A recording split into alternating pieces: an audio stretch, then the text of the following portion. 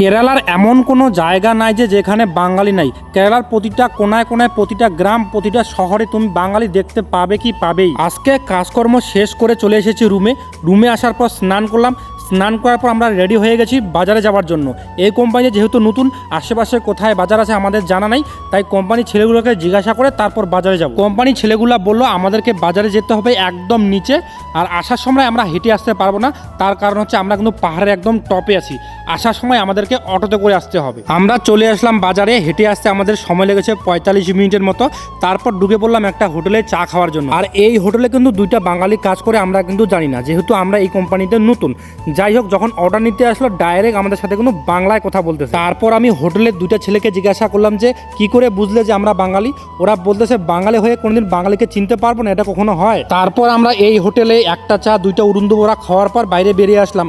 আর কেরালাতে ভাই এমন কোনো জায়গা বাদ নাই, এমন কোনো শহর বাদ নাই, এমন কোনো গ্রাম বাদ নাই যে যেখানে তোমরা বাঙালি পাবে। শুধুমাত্র একটা কথাই বলবো যে কেরালাটা বাঙালি দিয়ে ভরে গেছে।